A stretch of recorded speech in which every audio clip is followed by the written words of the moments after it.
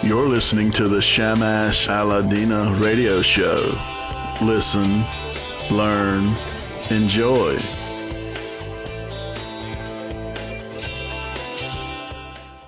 Welcome back to mindfulnessradio.com. I'm Shamash, and this week's episode is called Sleeping Mindfully with Dr. Rubin Naiman.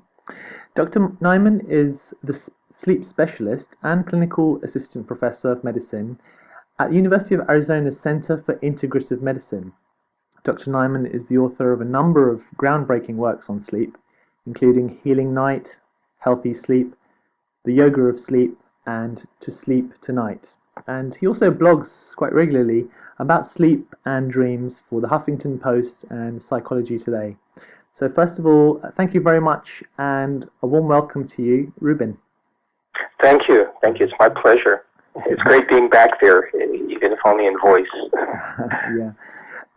So my first question is, what initially got you interested in the study of sleep? You know, that question does come up periodically, and it always makes me ask another question, and that's, why isn't everybody interested in sleep and dreams, and what is it that distracts us or turns our attention away from it?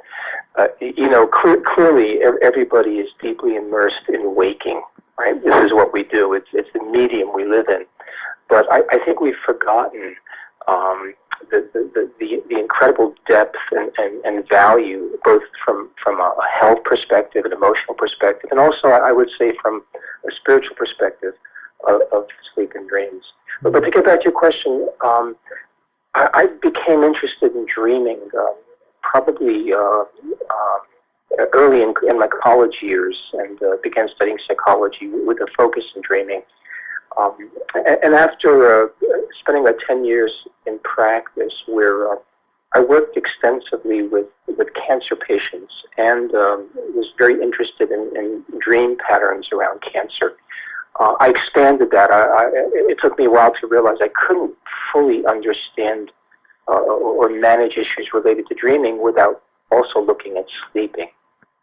And the other thing I would add is both my parents were Holocaust survivors, and as I grew and looked at some of the psychological literature on post-traumatic stress, which they had no right not having, I was surprised, because the literature suggests that sleep disorders and nightmares and so on are rampant with PTSD.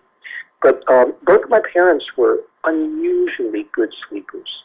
And I learned just in interactions with them and observations that this is one of the reasons I think that they had survived. That they found an escape from the trauma. They found that in sleep there was a respite. It first came up when I was a little boy, and my mother would play a game with me, and she would always ask me, "What's the best thing in the world?" I was 5 or 6 years old. Of course, I would answer with toys or ice cream or television. But she'd always shake her head, and gently she'd say, no, the best thing in the world is sleep. Wow. And again, I put it together over the years that this was, and it's true of my father too, that sleep was sacred.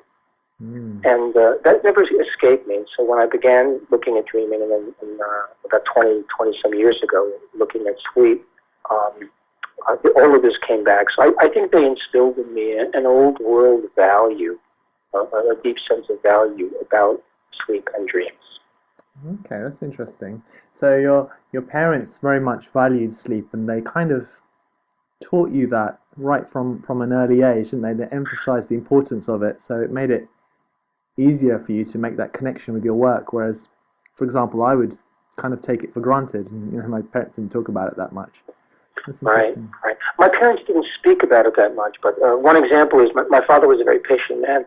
Excuse me. But if somebody were napping or sleeping and you disturbed them, he'd lose his temper. It was as if you were disrupting something that was very sacred. So it was just in the behavior and the actions that it became clear that sleep was a really important and a good thing. And I still feel that way, Yeah. I love it. Yeah. And do you think that was, like, for example, 50 years ago or so, do you think people found it easier to fall asleep compared to nowadays? Do you think it's a bigger issue now than it has been? Oh, absolutely. I think for lots of reasons, lots of social and environmental reasons. I think the pace of culture has gradually, it continues to accelerate. And I think we've lost our regard, not only for sleep, but for what I think of the home as sleep. Sleep lives in the night. And, all over the planet now, we're seeing an erosion of night. Literally, night is disappearing. Just the planet, if you look at these satellite images that have been taken over the past 4, 5, 6 decades from space, the planet glows. It's as if it's on a rheostat switch, and something is turning it brighter and brighter year by year by year. And there's finally some attention being drawn to this issue of light pollution. We rarely think of light as being polluting, but at night it absolutely is. It results in the deaths of millions of animals every year. And we have very strong evidence now that light not only negatively impacts sleep and dreams, but it has very, very detrimental effect on our health when we're overexposed to light at night. And the vast majority of us are terribly overexposed to light at night. So sleep has no place to live. Its quarters have been shrunken in a sense. Yeah. And sleep gets pushed out of night, and then squeezes its way into day. So one symptom of the sleep epidemic is excessive daytime sleepiness. The developed world is sleepier during the day than ever. One reaction to that, of course, is increased reliance on stimulants and stimulation. I think Western culture is addicted to drama. You see this through the media. You see this through the news. We love drama, and in part because it triggers adrenaline and counters our sleepiness. We're, of course, we're so dependent on caffeine. And I don't think coffee is an evil by any stretch. I think teas are very healthy, but we take excessive amounts of caffeine. So it all gets tangled up with waking life. But yes, we're sleeping less, having quite a detrimental impact on our health, on our functioning, on our mental health, for sure. That's fascinating. Do you know how many people suffer from having difficulties with sleep? Well, it depends on how you define sleep difficulties, and we have pretty good data. I'm aware of the data in the U.S. Yeah. In general, most adults have sleep disorders of one sort or another. Most adults. When it comes to insomnia, which is a difficulty in falling asleep, staying asleep through the night, or obtaining good quality sleep, the estimates in the U.S., government estimates, run somewhere between 60 and 70 million adults. Wow. Huge percent of the adult population. Somewhere between 20 and 30 million adults have serious sleep apnea. This is typically associated with snoring, breathing difficulties during sleep. And then there are a handful of other, relatively minor sleep disorders. But we're talking in the tens of millions, and we're talking most adults. Yeah. It's almost... And my guess is to say it's probably very similar in the UK. Yeah, I would guess it's the same. It's almost like so common that it's become the normal. Absolutely. Absolutely. Yeah. It is normalized. And in many communities in the U.S., and I think it's similar in the UK, you see lines in the morning in particular.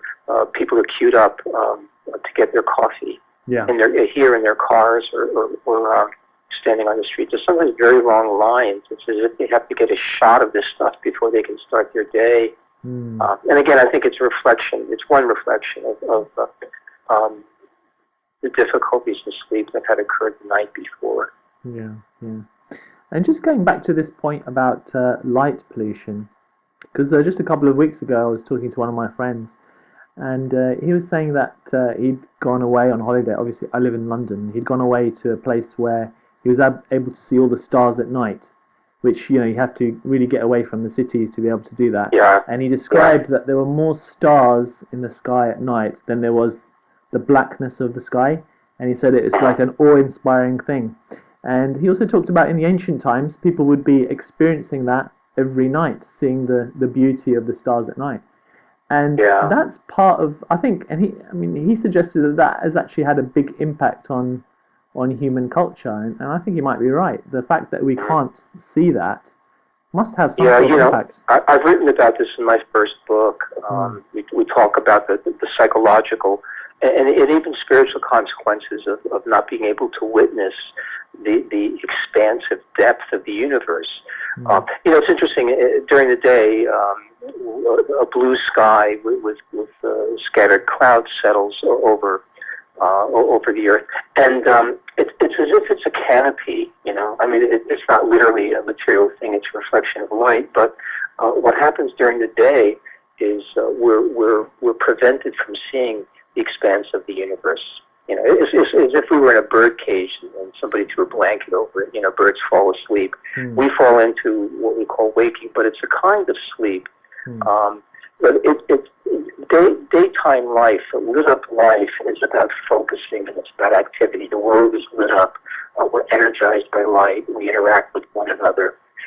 When that canopy comes off at night, in nature, historically, as your friend was saying, we were able to witness. We could literally see infinity, and it is breathtaking. Where I live in Arizona, we have very clear skies, and going out to the desert, up into the mountains, it's literally indescribably beautiful. It just reminds one, even through the physical world, of something we lose touch with during the day. But yeah, it's true in most major cities. In some cities, you can barely see a star at all at night, or very, very few stars. And this is the result largely of light pollution. It does impact our sense of depth of the universe. And this light pollution, as you said, it's partly related to our addiction to doing. And mindfulness, which is what I'm interested in, is about this other aspect of being a human, which is this being mode. And you blogged about mindful ways to sleep and mindful ways to dream. Could you say a little bit about what you mean by a mindful way to dream or to sleep? Yeah. Most of us believe, and I say most of us, including scientists, that the state of sleep, for example, and the state of waking, these are two major states of consciousness, are mutually exclusive. That by definition, sleep means that you're unaware, and waking is associated with awareness, and sleeping is defined as unawareness. And this is something that we're taught, and we teach our students, our medical students and healthcare psych students, but it's simply not true. It's simply not true.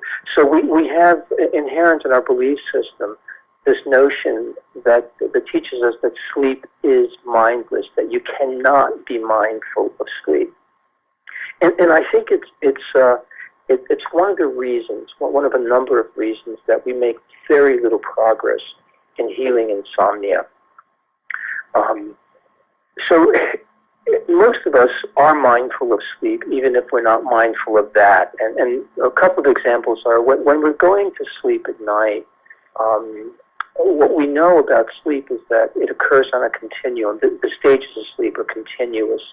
And what we call relaxed waking, usually characterized by alpha brain waves, is actually identical with stage 1 sleep. So what we call stage 1 sleep is this transition zone. It's a bridge between waking and sleeping. But it contains a bit of both. Are you asleep? Yes. Are you awake? Yes. And again, this contradicts the notion that it's an all or none phenomenon. You're either asleep or awake, or that sleeping and waking are mutually exclusive. We have a greater experience of this at the waking up end of sleep, in the morning when we're arising. Most of us experience various degrees of grogginess. And what grogginess is, and by the way, the word grogginess comes from grog, which I believe is an English rum drink. It's associated with being drunk, which is kind of strange. But technically, grogginess is a hybrid state. It's some percentage sleep and some percentage waking. And most of us know that. Sometimes if someone tries to shake you into waking up and comes into time to get up, some people will respond with, "Leave me alone, I'm sleeping." That's an interesting comment because they're speaking into the waking world, but they're telling you they're in the sleep world. And there's truth to that. So the deeper truth, when you look at the mindful potential of understanding sleep, is that we can be asleep and awake at the same time. Now, there's some very critical implications for this for people who struggle, for those tens of millions who struggle with sleeplessness. And people who have trouble staying asleep, falling asleep, getting good quality sleep, often become sensitized to it. And without knowing it, they actually start to become more mindful of sleep than the average person because it's become a problem, it's a difficulty, an annoyance. And so in slow motion, here's what happens. An individual gets into bed, turns out the light, puts the covers up, heads on the pillow, and they close their eyes. Now, they're probably sleepy, as in fact, most people who sleep poorly are excessively sleepy, even at bedtime. They're sleepy, but they tend to become not only mindful, but a bit vigilant and even hypervigilant around their sleep. So they're in bed, and sleepiness starts to arise. It starts to arise, and they're actually partially asleep. Now, most of us, when that sleepiness rises, it's like the tide of sleep coming in. We just allow it to wash over us. But people with sleep problems tend to notice the waking part of themselves more than the sleeping part of themselves. And so when based on the belief that you can't be awake and asleep at the same time, when they witness even the slightest amount of waking, which normally accompanies the move into sleep, it's as if when we're stepping into what I call the sea of sleep, when we're halfway in, we're partly wet in sleep consciousness, and we're partly dry in waking consciousness. But people who focus in on the waking and believe that if there is waking, there cannot be sleep, if they're mutually exclusive, they tend to react to that. There's a reflexive judgment, if you will, like, oh damn, oh my God, I'm awake. And of course, that pulls them out of the waters of sleep. It spins them more and more into wakefulness. So the belief that I can't be awake and asleep to varying degrees at the same time actually feeds insomnia. Okay. And this that's part of the answer. So I'm sorry. The state of being kind of half awake, half asleep, would you describe that as the stage one of sleep? It's typically stage one, yeah. But there's interesting data, which I think a lot of sleep scientists don't know how to interpret. There's both anecdotal and experimental data showing that small but significant percents of people actually report being awake when they're roused in stage 2, stage 3, and even stage 4, the deepest sleep. You're monitoring somebody with EEG equipment. You're monitoring your brain waves, and you notice that they're in stage 3 or 4, and you wake them up. Roughly 5% of the population, which turns out to be a lot of people, will report that they were awake at that time, although by scientific measures they were in deep sleep. Oh, really? And in fact, there are examples of a situation called sleep state misperception. A patient comes into the sleep clinic, or initially tells her doctor, she says, my God, I can't sleep. Usually this is a woman, usually an older woman, but it can happen to anybody. And she says, I just can't sleep. I'm up all night. And, the doctor looks at her and thinks, well, she seems fine. But she bugs him enough, and he sends her to a sleep clinic. And they do an overnight study. They monitor her brain waves and other somatic measures through the night. And she gets up in the morning and says, you see, I didn't sleep a wink.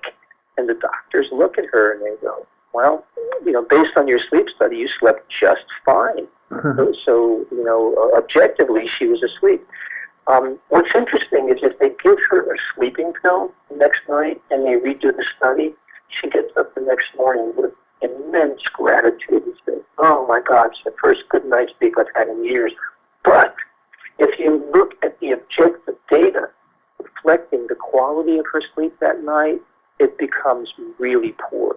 The sleeping pill actually wrecks the quality of sleep, but it knocks out her waking consciousness. So this is called sleep state misperception. I have a different name for it. I call it sleep state perception. I think what happens is some people develop spontaneous awareness, a spontaneous mindful process of their sleep.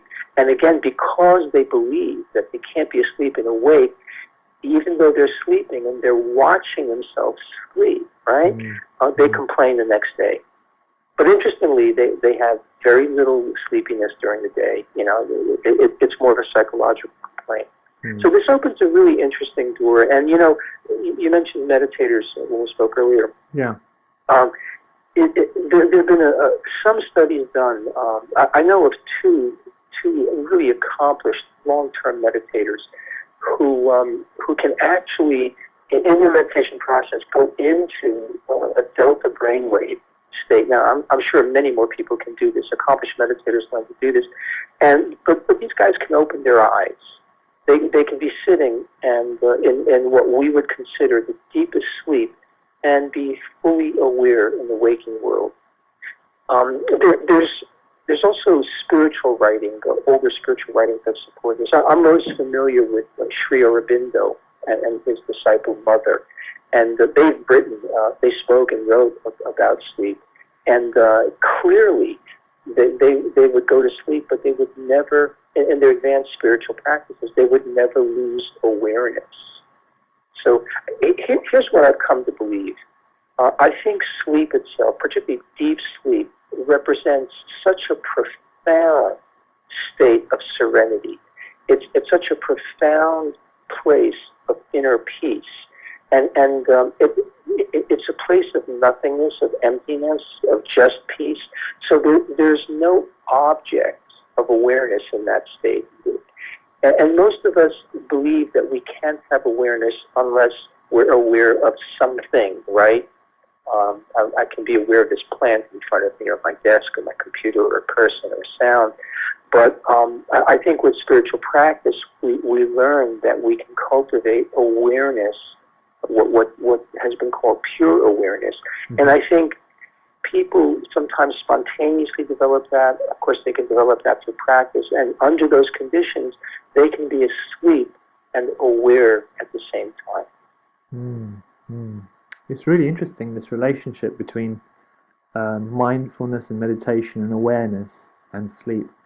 I know I recently went to a talk a few weeks ago by someone who talked about the concept of lucid dreaming, and he talked about how in some cultures you can, this kind of like a meditative state that they can get into whilst in their dreams. I don't know if you've heard about that or you know anything about that. Oh, yeah, of course. I mean, there's a complex and elaborate Tibetan sleep and dream yoga. I think one of the most challenging spiritual paths in Tibetan Buddhism that teaches their students. There's a whole lot of focus on dreaming. It's a little different than our take in the Western world around lucid dreaming. I think in the West we have a tendency to want to control everything, as much as we can. And so when people learn to be lucid in their dreams, they can fly and they can have wonderful sexual encounters and eat whatever they want, and so on. In the Tibetan approach, they're taught simply to be mindful of it. They're taught to observe the dream, observe, and then they're taught to observe the observer observing the dream. And it's interesting, in that belief system, over time, with practice, dreaming disappears. You stop dreaming, you stop producing these karmic traces. So it represents a kind of liberation, from the typical world.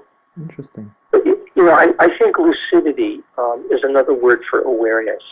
And in my first book, I wrote about lucid sleep, which is really what we're talking about now, is to be asleep and to be aware that you're sleeping. I don't think it's a necessary thing to do, but I do think it's essential to understand that you can have awareness, what most of us consider waking, although they're not synonymous, but you can have that alongside of sleep. And I think that people get less spooked about it, less reactive, and they can allow themselves to sleep, even if there's a little bit of waking standing by. Okay, yeah. And just to continue on this the topic of dreams, what do you think the function of dreams are? Why do you think the brain dreams at night time? Yeah, those questions always make me smile because it's a great question from a waking world perspective. Because in waking life, what's critical is function. How does this function? Yes. And in the dream world, function is much less critical. When you're in the dream, from dream consciousness, it's much more about experience and meaning than it is functionality. But from the waking world perspective, we know a number of things now. One is that dreaming is essential. It's essential for physical health, for mental health. From a psychological standpoint, which is what interests me most, dreaming regulates mood. It helps us heal emotional issues. It helps us heal trauma. It's interesting. So I do some work in traumatic dreams and nightmares. I'm interested in that both in terms of returning wounded warrior soldiers from war, and also there's a condition called narcolepsy, which is strongly characterized by nightmares, severe nightmares. And we in our world look at the nightmare, which is an intense kind of dream with a lot of negative emotion loading. We look at it as a pathological symptom. When a soldier comes back from war and has nightmares, oh my God, he's got PTSD. It's something we have to get rid of. Mm-hmm. It's a little bit looking at a fever as a pathological symptom. And in fact, we do, but the truth is that the vast majority of fevers are endogenous healing processes. You get a fever, it's the body's wisdom. The body's turning up the heat, to kill bugs or something. But we tend to confuse natural healing responses in the body and the mind with signs of illness. So this is true with nightmares too. Nightmares are relatively common, and they're treated as symptoms that have to be suppressed. And the most common treatment for nightmares and PTSD is medication, which troubles me to no end, because for me the nightmare is actually a healing process. It's like a psychological fever, and if we could learn to trust it, it will help us heal. So nightmares are an intense kind of dream. Even normal dreaming helps us heal emotional issues. The majority of our dreams actually contain negative emotion. We might say most dreams are bad dreams, but that doesn't mean at all that dreaming is bad. It's kind of a cleansing process. I often wonder about most waking. I don't know if anybody's ever done a study about the character of most waking experiences. I wouldn't be surprised if waking experiences were actually more negative than dreaming experiences. But that aside, dreaming is healing. People who incur a loss, relationship breakup, will heal more quickly if they simply pay attention to their dreams. It's not as if they have to decode the dream. But so here's the thing. I am as concerned about dream loss as I am about sleep loss. And with all of the attention, the media attention, been given to sleep loss, important attention over the past 10, 15 years, we are at least as dream deprived as we are sleep deprived, and that gets very little attention. There's so much that's sort of woven into lifestyle, the common lifestyle in our world today that suppresses dreaming that we're unaware of. Some common examples are the excessive consumption of alcohol. Alcohol suppresses REM sleep. We're talking about overexposure to light at night. Overexposure to light suppresses the production and release of melatonin, which suppresses REM sleep. Lots of medications that people use commonly as they get older, medications that have what we call an anticholinergic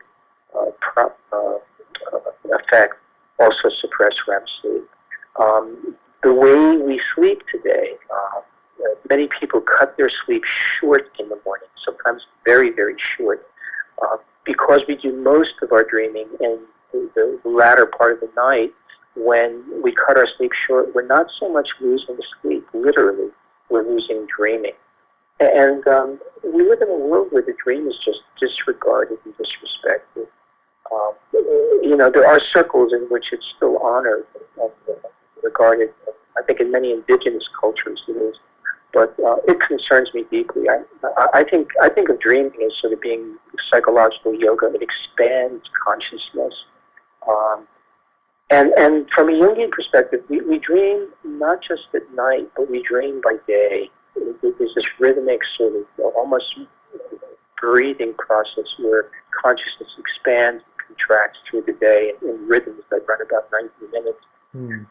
And we've lost our regard for how critical that is to our consciousness and our creativity and our health. So it's something I speak and write about. The other thing is, from a very practical standpoint, I believe strongly that the loss of dreaming is the most critical, overlooked factor in the epidemic of clinical depression.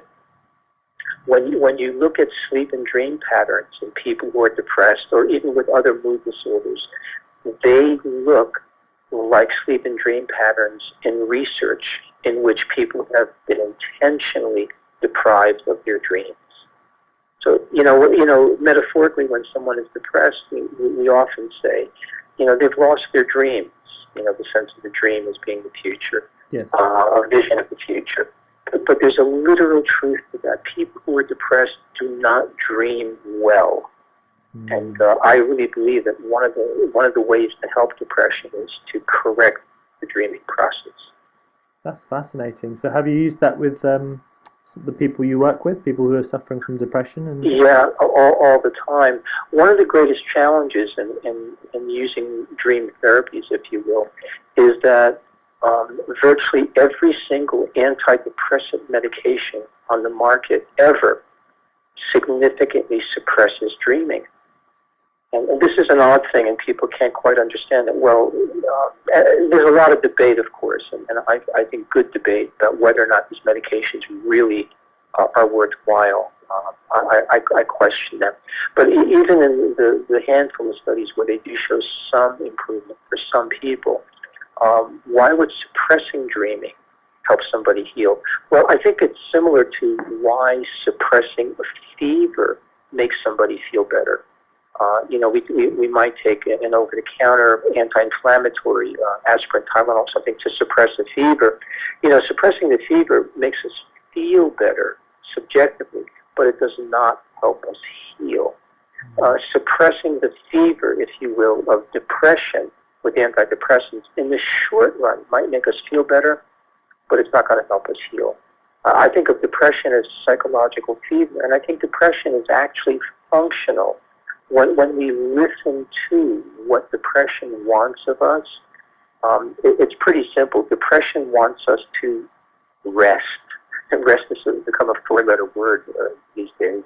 But depression wants us to rest. And when we truly rest without intention, when we submit to the sort of, a yin energy, receptive energy, what happens is that consciousness begins to expand. It's been too compressed, it's constricted.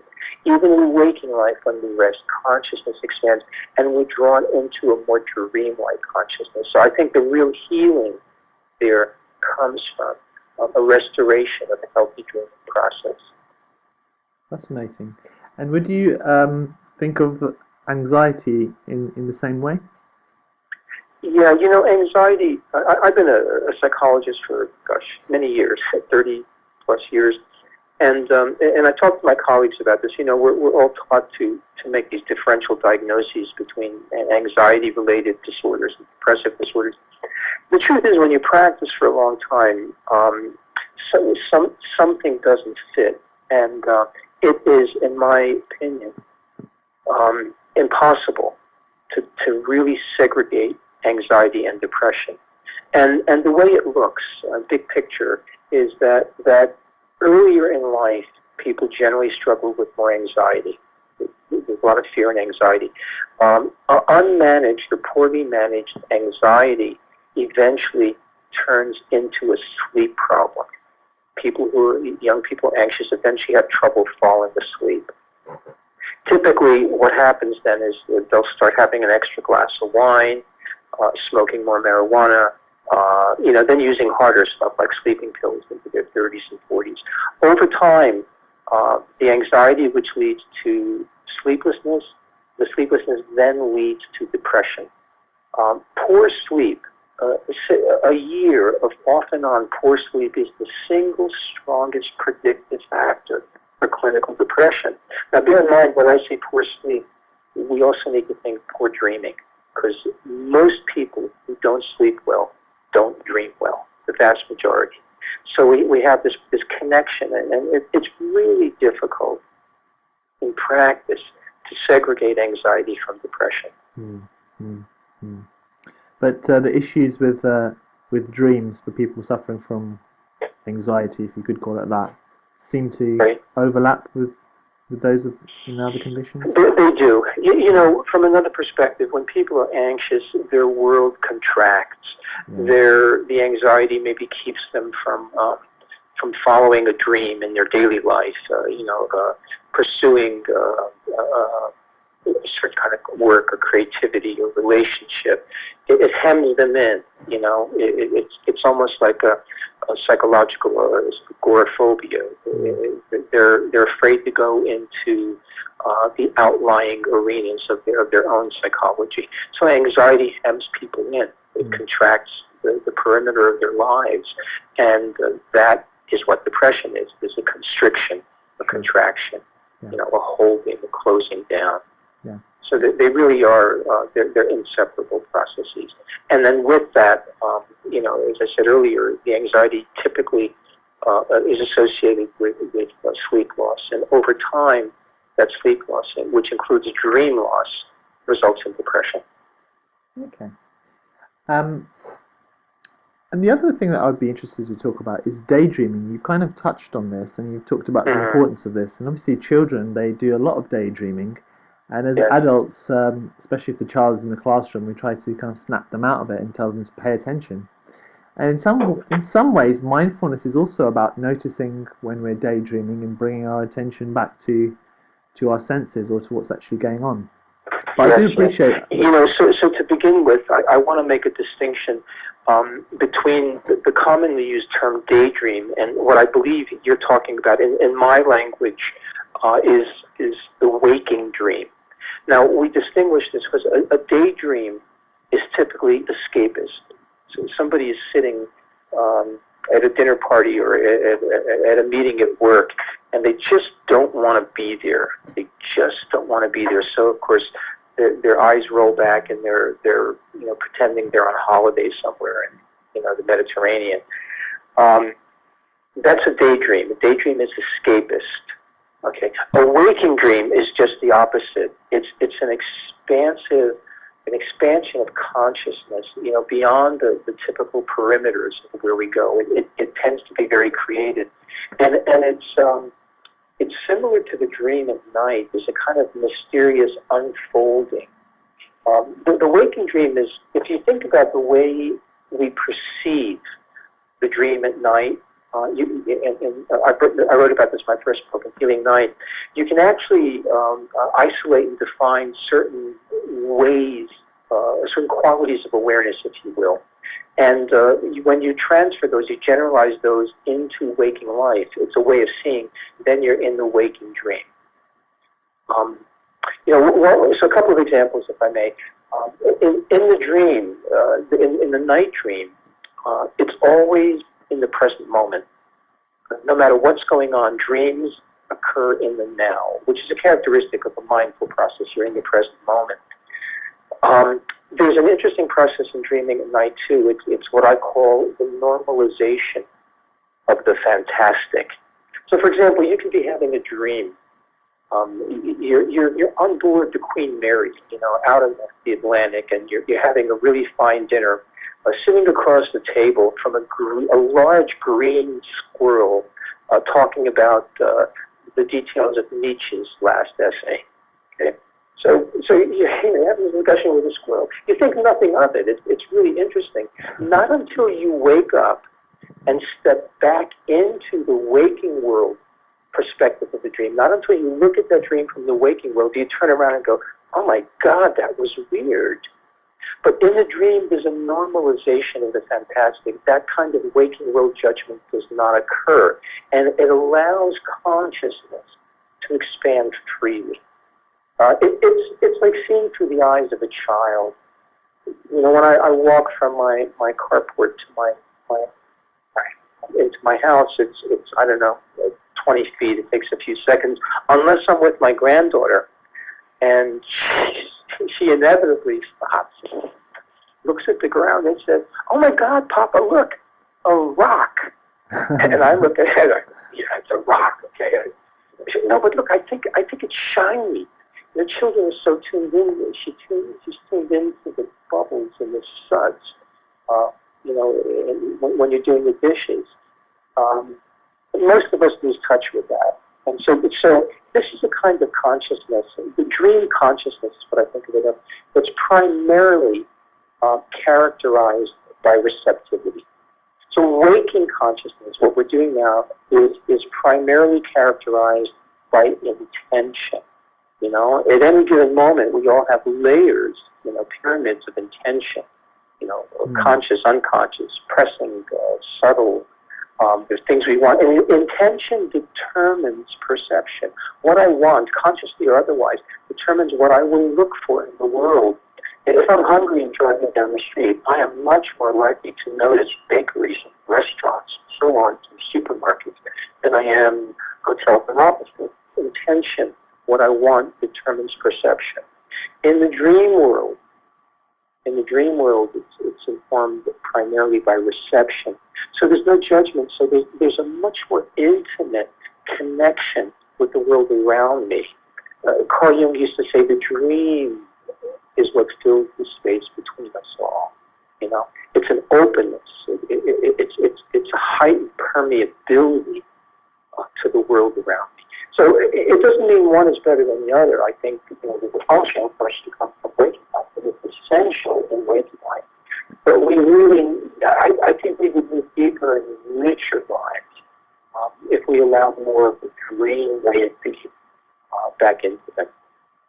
That's a very full answer and very interesting. Thank you very much for that. So just kind of pulling things together, if you could maybe help people to think about how they could practically improve the quality of the sleep by taking more mindful steps. What would you recommend? Let's say there's somebody who's having trouble sleeping. They're interested in so that mindfulness has to extend in different directions. I think one of the reasons people often fail with good intentions to improve their sleep is they don't fully get the comprehensiveness of it. So I encourage people to look in three different areas. And one of them is into what's going on in their bodies, in their biology, their physiology. Let me just say one more thing about sleep issues before going to. You know, the primary cause of sleeplessness is not insufficient sleepiness. Although, if you ask most people who can't sleep, they'll say, you know, I'm lying there at night and I'm exhausted, but I'm not sleepy. Subjectively, people experience a sense of insufficient sleepiness. But by, you know, our objective measures tell us otherwise. People are plenty sleepy. The reason most people can't sleep is not because they're insufficiently sleepy. It's because they're excessively wakeful. And so, you know, most of us know that we define and understand sleep in terms of stages. You know, the lighter to deeper sleep, stage 1 through stage 4. The same can be applied to waking. And most of us don't realize that we're awake at different levels. We can have low-grade, sort of very restful waking alpha waves. We can have really high-flying waking. We can get into high levels of beta. You know, beta wave activity is associated with waking. It's quite a range. And there's also a level of waking above that called gamma, which is quite intense and kind of a coalescence of waking. But we're awake at different levels.